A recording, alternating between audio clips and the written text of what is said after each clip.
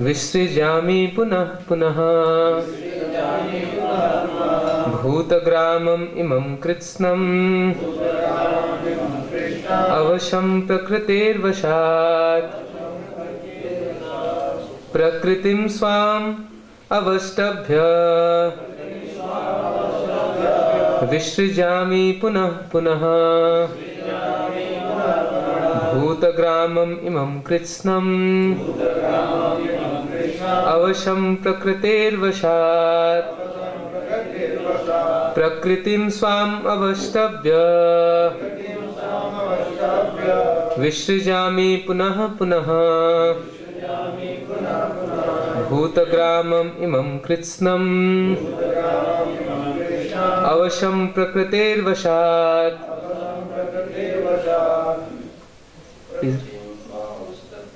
प्रकृतिं स्वाम् अवष्टभ्य विसृजामि पुनः पुनः भूतग्रामम् इमं कृत्स्नम् अवशं प्रकृतेर्वशात् प्रकृतिं स्वाम् अवष्टभ्य विसृजामि पुनः पुनः भूतग्राममिमं कृत्स्नम् प्रकृतेर्वशात्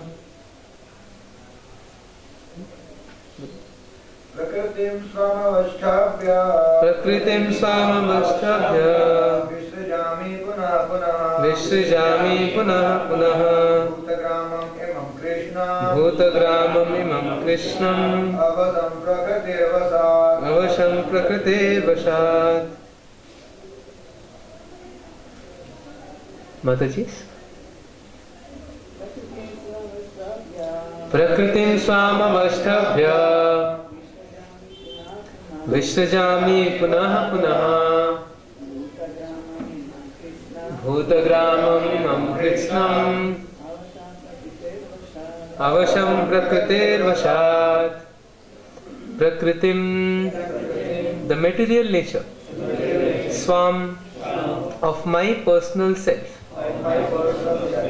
avastabhya entering into vishrajami I create punah punah again and again bhutagramam all the cosmic manifestations imam these kritsnam in total avasham automatically prakritehe of the force of nature vashat under obligation. Translation and purport by Srila Prabhupada ki jai. The whole cosmic order is under me. Under my will, it is automatically manifested again and again, and under my will, it is annihilated at the end. Kindly repeat.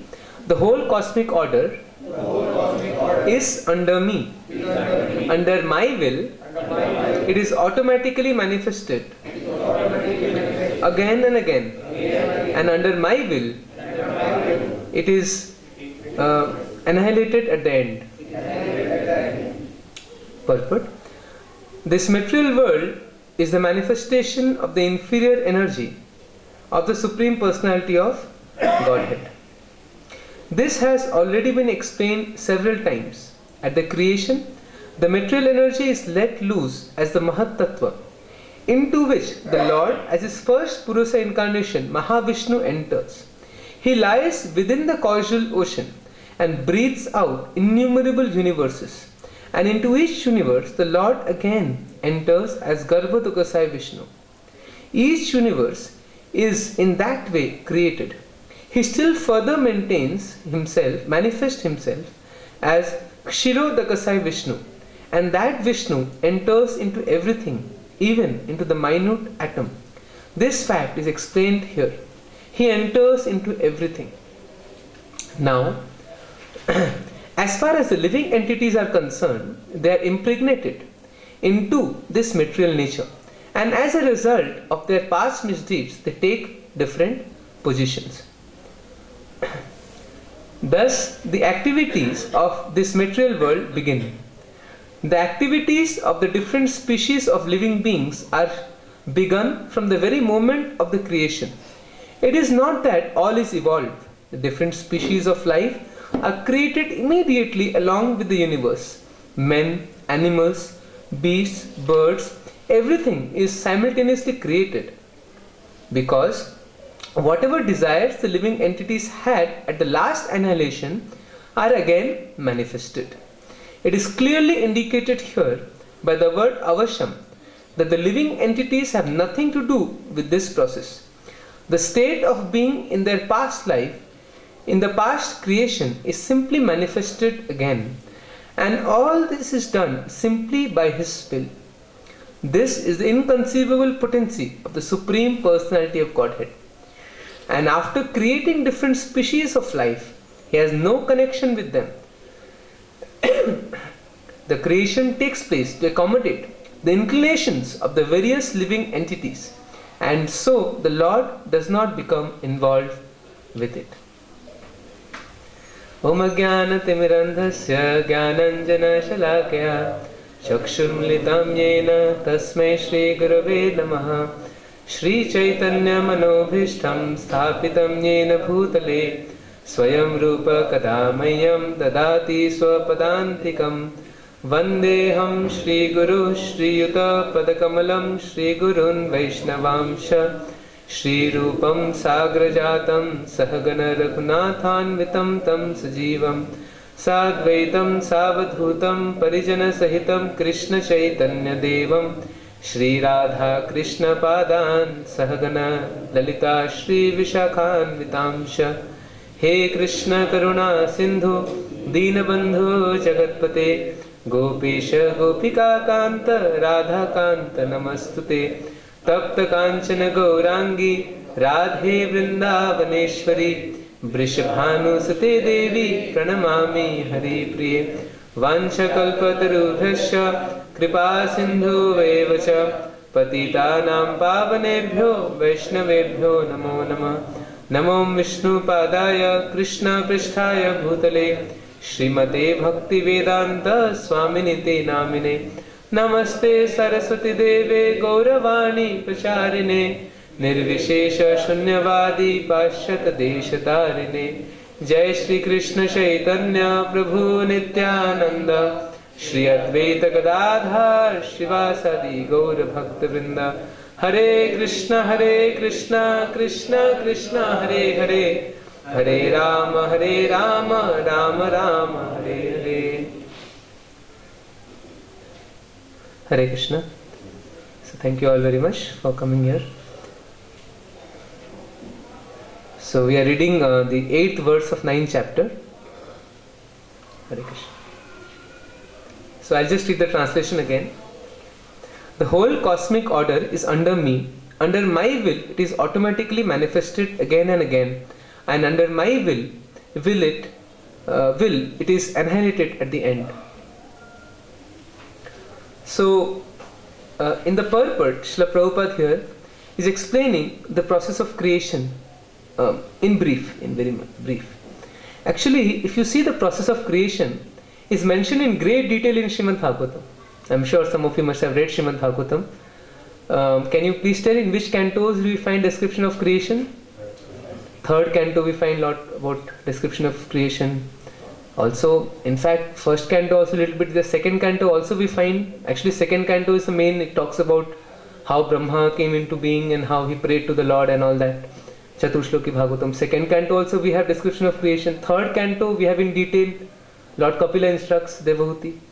So like that, in many cantos of Srimad Bhagavatam. Fifth canto talks about the structure of the universe.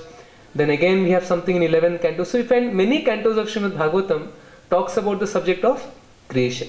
And Krishna also in many places in Bhagavad Gita mentions about creation and about Sankhya, like the different elements of material nature.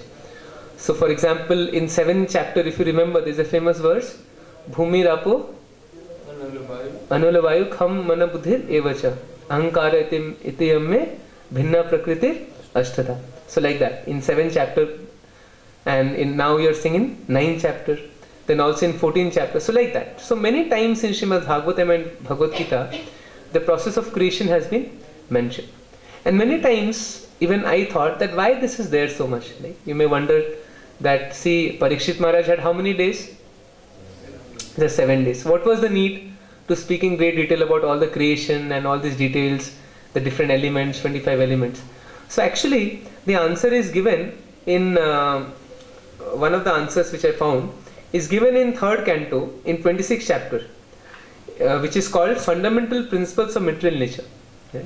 Where Kapil Dev is instructing Mother Devhuti. So in the first verse he is saying, the Supreme Personality of Godhead Kapila continued, my dear Mother, now I shall describe unto you the different categories of absolute truth, knowing which any person can be released from the influence of the modes of material nature. Did you get the point? So Kapil Dev is saying that by knowing this, any person can be released from the influence of modes of material nature. Second verse he says, knowledge is the ultimate perfection of self-realization. I shall explain that knowledge unto you by which the knots of attachment to the material world are cut. So this is the main point, right? We all attached to this material world, yes, and very strongly attached to it. For how long have we been attached to this material world? Time immemorial. Right? Like in this verse you are seeing Prabhupada is explaining that when the process of creation takes place, at the end of creation, when the life of the entire universe, like when life of Brahmaji comes to an end, and how much is that? Anybody? The life of Brahmaji? 100 years according to his calculation. According to our calculation is how much? That also in I think in 8th chapter somewhere in Bhagavad Gita Prabhupada gives a calculation. 311 trillion years, 40 billion. 311 trillion, 40 billion years is the duration of this one universe, right? Yes. Yes, in 8.17. If you can all just turn your pages. Chapter 8, text 17, Prabhupada is explaining. Right? Sahasrayuga paryantam aham aharyad brahmano viduhu ratrim yuga sahasrantam teho ratra vidojana. By human calculation, 1,000 ages taken together form the duration of Brahma's 1 day. Right? And such also is the duration of his night. That means 1 day of Brahma is 1,000 Chaturyugas. 1 Chaturyuga is 4.3 million years. Right?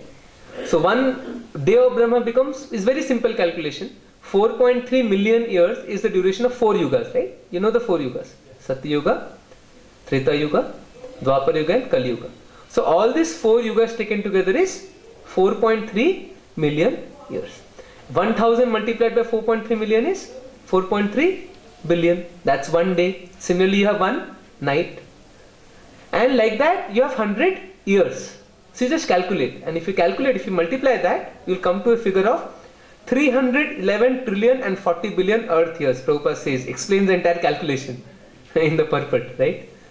So if you are interested in detailed calculation, you can refer to the purport. Prabhupada explains. And then, just this is the important statement Prabhupada says here. By these calculations, the life of Brahma seems fantastic and interminable. But from the viewpoint of eternity, it is as brief as lightning flash. In the causal ocean, there are innumerable Brahmas, rising and disappearing like bubbles in the Atlantic. Brahma and his creation are all part of material universe, and therefore they are in constant flux. So this is a very important point, that Brahma's life, which is according to us, it seems to be a huge, we can't even imagine such a big number, right? 311 trillion years. But if you compare that to eternity, Prabhupada says, it is like a lightning flash. Because when Mahavishnu inhales, all the universes, they go inside his body. And when Mahavishnu exhales, all the universes are again manifested. So that means one of the important lessons to learn here is that how things are so trivial in this material world. But what happens in our short life of only, say, 80 years, we become so much attached to things in this life. And we think that to be a very great thing. Right? But if you compare, our life is nothing compared to Brahma's life. Right? Even nothing compared to demigod's life, what to speak of Brahma's life. And Brahma's life is again nothing compared to eternity. So this is one very important lesson. So when we look at this larger picture of the entire universe, how there are so many universes, millions of universes, and in fact our universe is one of the smaller universes. As you all know that story of when Krishna was there in Dwarka, right? This story is quoted in Chaitanya Charitamrita, that one day our Brahmaji came to see Krishna, and the gatekeeper asked, which Brahma are you? So he was puzzled, because there are so many Brahmas. And then Krishna, he actually displayed his potencies. He called all the Brahmas. So Brahmas came with 100 heads, 1000 heads, millions of heads, and all paid obeisances to Krishna. And compared to all those big Brahmas, our Brahma, who has only 4 heads, it is said that he felt himself to be like a rabbit among elephants, right? Our Brahma. And what to speak of us? So our universe is a very small universe, and within that we are so tiny in this universe, right? So this is one of the things to when we understand this process of creation, the entire size of universe. So first thing that happens is that we realize that how insignificant we are. Secondly, we realize that whatever is happening in our life is actually very insignificant. It has no meaning actually. It's like this life is like a flash. Prabhupada is saying that Brahma's life is like a lightning flash. What is the duration of lightning flash? Right? Few seconds, milliseconds, seconds, something. So Brahma's life is like lightning flash. What is our life? Right? It's so short, so short. So this is one thing that we can understand when we comprehend the process of creation. So as I was saying that here Kapil Devi is saying in 3rd canto that by understanding this process of creation, it helps us to become detached from material nature and helps us to cut the material knot. So how is that possible? Like yes. So Prabhupada in this 3rd canto, as the chapter goes on, so Kapil Dev actually explains the entire process. He says that it's a very detailed subject, but in just short I will tell you that material nature in its unmanifested state is called Pradhan. Right? I'm sure some of you must be knowing this. So Pradhan actually has no form. It cannot be seen. Right? It's just energy. Just even material scientists sometimes they concoct this. So this is the same kind of thinking that energy actually is cannot be seen. It has no properties. It has no variegatedness. It's just energy. It's called Pradhan. So in one sense, material energy nobody can actually see. It's unmanifested. So that Pradhan, when Mahavishnu glances over the Pradhan, so that begins the process of creation. So what happens? Along with the glance of Mahavishnu, all the jivas, they come to the Pradhan. And also the time energy. So time energy plus the jivas and Pradhan, they all mix and then they turn to Mahat Tattva. So that's how, like, it's actually visible then. And then from Mahat Tattva, then all the 3 modes, they divide themselves into 3 modes, mode of goodness, passion, ignorance. And then then Ahankara, then mode of ignorance and Ahankara, they combine together and give rise to sound. And then the entire process from sound. So sound is the first, you can say, sense object in this material universe. Right? That's why sound is very important. So then from sound, then comes the sense of hearing and the medium to carry the sound, which is ether. And then from that comes the next, which is form. And then comes the fire, because fire carries form. So like that, the entire Sankhya process is there. From sound comes form, then from form comes taste, touch, and then comes taste, and then comes smell. So that's how the 5 sense objects they come, and correspondingly different elements, like the carriers. Sound is carried by ether, then form is carried by fire, then touch is carried by air, taste is carried by water, and finally smell is carried by earth. So actually these conceptions of earth, water, they are actually very special kind of definitions. We should not relate to our mundane way what we think as earth or water. No, they are very subtle definitions. It's a great science which is there in our Sankhya philosophy. So when we understand this entire process, that how this whole creation is taking place, different elements come into being, and how the elements then interact within themselves, and so on, creation takes place. So what we actually understand is that the soul has nothing to do with the creation. Right? The soul is not at all connected. The soul is simply, they come from the glands of Mahavishnu and they are put into this material world. And the soul is simply a spectator. The way things just happens on its own. That's what happens to the soul because of ahankar, because of false ego. The soul considers himself part of this material world. That is the only problem. So only that has to be removed. It's called false consciousness. Right? So only that connection, that has to be cut off. And that is so difficult to cut off, right? Had it been easy, I mean, we wouldn't have been there for so many, imagine, don't know how many creations we must have seen, right? How many creations and how many dissolutions. How many times have entered into the body of Mahavishnu. We should just contemplate for some time, that we have been here in this material world for time immemorial. Right? So what happens when we enter the body of Mahavishnu? It's actually a kind of suspension, right? Or something like you put the computer on hibernate mode, right? What happens when you put in hibernate mode? It's power off, but when you again turn on the power, whatever the programs you had opened before putting it hibernate, again it opens up, right? Or standby mode. So like that, whatever desires everything living entities had, they enter into the body of Mahavishnu, everything is suspended, right? For a long duration. Then again when the creation begins, Mahavishnu, he, through his glance, all the living entities are again cast into this material nature. And then whatever desires they had from the previous creation, they again manifest. Just like you need to turn on the computer again, all the programs they open up. So Prabhupada is explaining here that the state of being in their past life, in the past creation, is simply manifested again.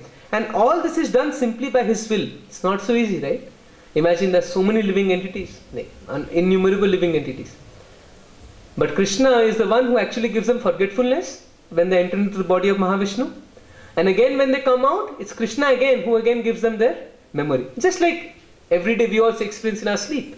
When we go to sleep, right? When we wake up. So how do we recollect everything? It's by the mercy of Super Soul. So just like that, Krishna again reveals all the desires of the living entities. And after creating different species of life, he has no connection with them. So Krishna also has no connection with this material creation. Right? All he does is, what is the only thing that Krishna does with his material nature? His glance. That also not Krishna directly, Mahavishnu, right? Who is expansion of Krishna. So he simply glances upon material nature. Right? And the creation takes place. So what is the cause of creation? To accommodate the inclinations of the various living entities. And so the Lord does not become involved with it. So this is the entire purpose of creation, because the living entities, they have different desires, different inclinations. So Krishna just gives a facility to fulfill the different desires and inclinations of the living entities. So once we understand this process, it's not so easy actually. That's why I said the process of creation is mentioned so many times in Bhagavatam. So once we read it again and again and contemplate on this, the magnitude of the universe, the time duration of the universe, and we see that how this process of creation takes place, right? The Lord has nothing to do with it, the living entity has nothing to do with it. So the only cause for our bondage is this inclination, different desires to enjoy in this material world. Right? What is that verse? That Krishna bhuliya ji bhogvancha kare, nikatastha maya tare, jhapadiya thare. Right? So this is this verse Prabhupada quoted so many times. So sometimes devotees they question that how we fell down, whether in spiritual world, how we came here. So actually Prabhupada says in one place that there is no need to understand how we came here, right? Suppose a person is drowning and you want to save the person. And the person, a foolish man, I mean, if a person says that, no, first tell me how I fell in this ocean. What will you say? You're such a foolish person, right? I'm helping you to come out of this ocean. Just come out. Don't question how you fell here.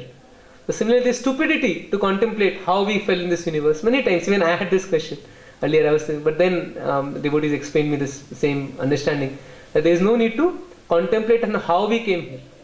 Rather, we should think of how we can get out of here. And so therefore, little bit knowledge is necessary, this kind of understanding of this creation. So it helps us to actually come out of material nature. Right? I heard some devotee once quoted that you must know the trap to get out of the trap. Right? Suppose a mouse is in a trap. So if you intelligently get to know what is a trap and how to come out of the trap. So like that. So this material world is like a trap. We are all trapped inside. So as intelligent persons, we must understand the nature of this world, how the trap looks like, what are the things that keeps us binding in this world, and then we should think of coming out of it. So therefore Kapil Dev, he first in the 25th chapter, in 3rd canto, he first explains the process of bhakti. Right? Clearly he says in 25th chapter, must have read 3rd canto, he explains about how, what is that? Satang prasangan mama veera samvido bhavanti rit karna rasayana katha. So he explains that how the process of bhakti is very simple, that we must come in the association of devotees and hear about Krishna Katha, and as we do that, then gradually what happens? Satang prasangan mama veera samvido bhavanti rit karna rasayana katha yas joshanat asva pavarga vartmani shraddha ratir bhakti anukramishati. So gradually what happens, as we keep hearing Krishna Katha, shraddha, so first we begin with shraddha, then we gradually come to rati, and then bhakti, that prema bhakti, shuddha bhakti. So he clearly explains everything in 25th chapter. But again, why he talks about Sankhya? Because of this. He wants to further make sure that so that we may not be attracted to this material world. Because what will happen if you continue doing bhakti at the same time, if you have desire to enjoy this material world, it will take a long, eventually if you are doing bhakti, gradually become detached, but it will take long time. It's like you are trying to ignite fire at the same time throwing water, right? So it will take long time. So therefore Kapil Dev then speaks about this whole Sankhya process, so that we become detached from this material world. We understand that in this material world, everything is actually experience. If you read the Sankhya philosophy, it's very difficult to understand, even I have not understood, but what it tries to tell is that everything actually in this material world is experience, nothing else. So actually I may be seeing, we are thinking that I am seeing this book, but actually we don't know what is here, right? What I am perceiving is my experience of the book, whatever my eyes are gathering the data I am trying to interpret it. So actually we don't know what is the world in reality. And actually there is no world in reality, because Pradhan, as we discussed, is unmanifest, right? It's only because of some interactions of time and glance of Mahavishnu that temporarily things are created. So therefore what Mayavadis, they say that Brahma Satya Jagat Mithya is in one sense true, that everything in this material world is finally illusory, and we cannot experience anything. We cannot actually understand anything in this world. We all simply experience.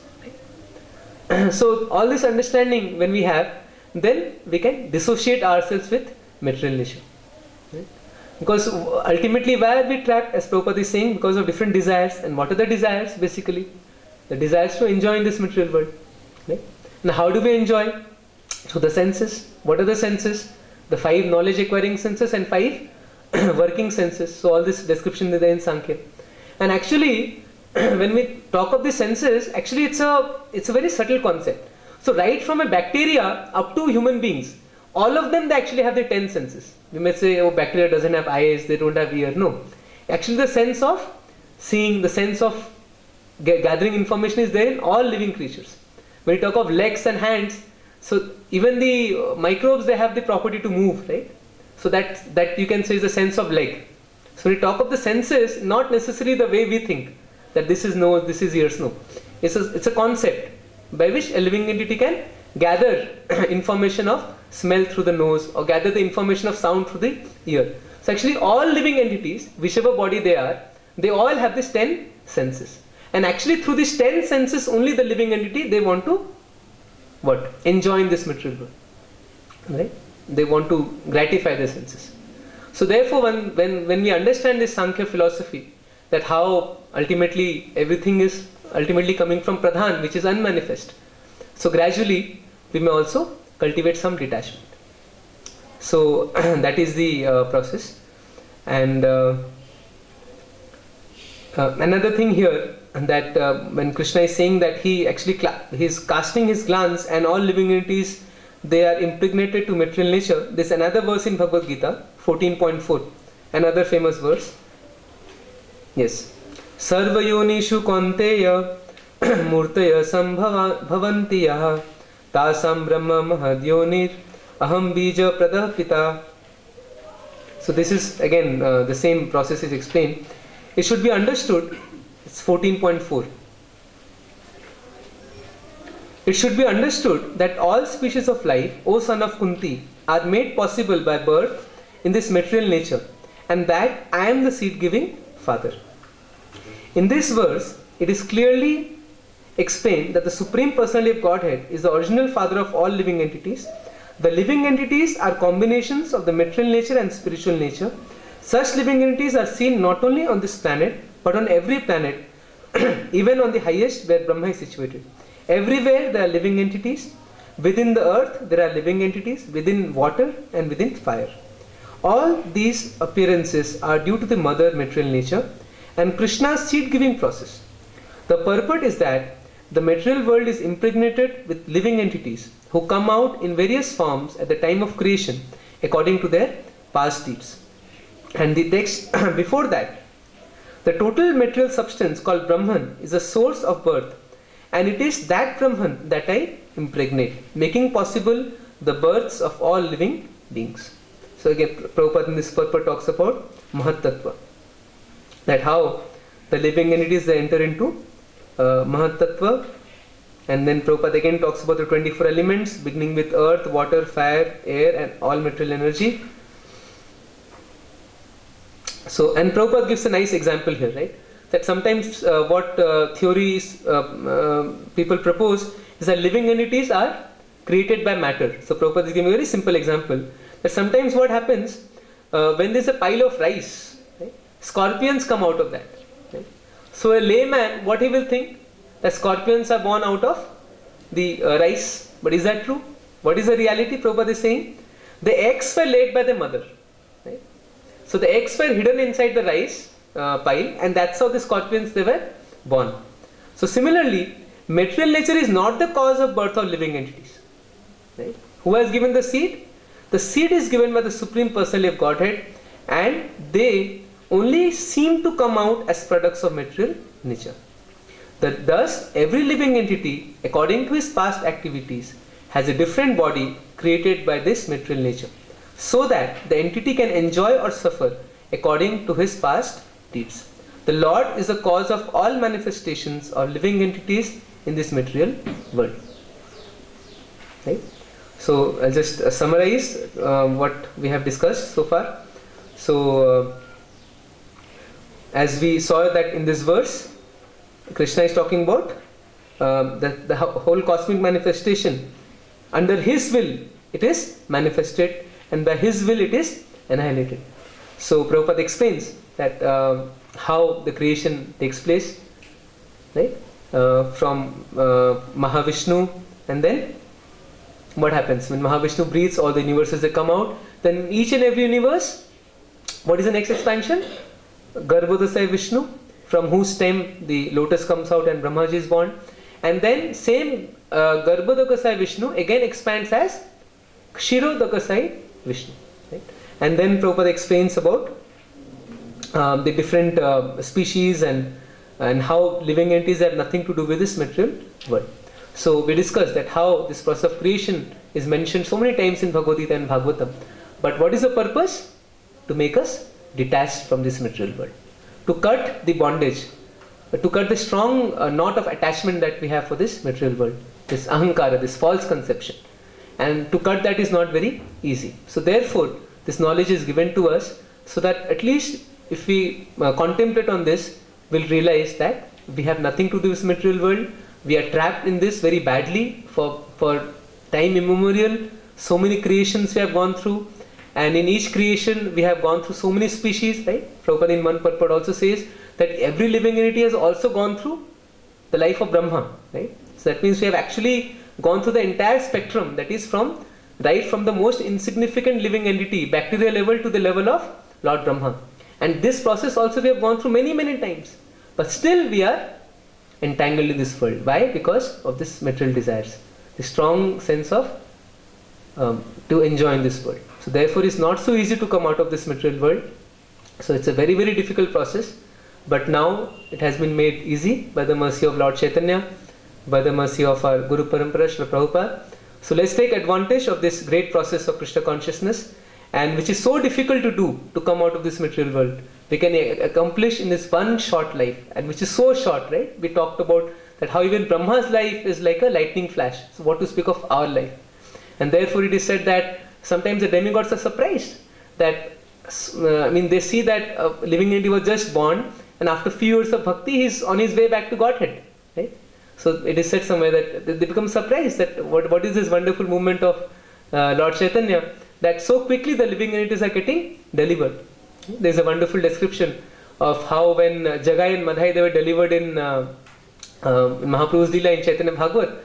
When all the demigods, when Yamraj heard, he became he was surprised, astonished, he fainted. That how come these people, it is described that I think 100 or 1,000 scribes were engaged in writing the sinful deeds performed by Jagai Madhai, and they were also tired. And these two such great sinners, how they were delivered? By the mercy of Lord Nityananda and Mahaprabhu. So Yamraj fainted. And when Yamraj fainted, then Lord Shiva came, he saw, he also fainted. And then after that, there is a great Sankirtan. There is a beautiful description in Chaitanya Bhagavat. So Yamraj starts dancing and Lord Shiva starts dancing. Brahmaji comes, he also started dancing. So it's a wonderful Sankirtan of all the demigods. So they are also celebrating the great mercy of Mahaprabhu.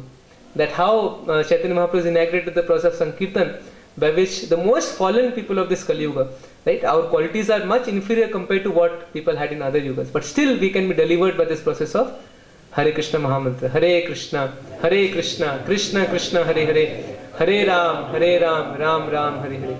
And although we have been entrapped in this material world for time immemorial, if we just take to this process of given by Mahaprabhu, Vaishnava Prabhupada, then we can be delivered from this material bondage.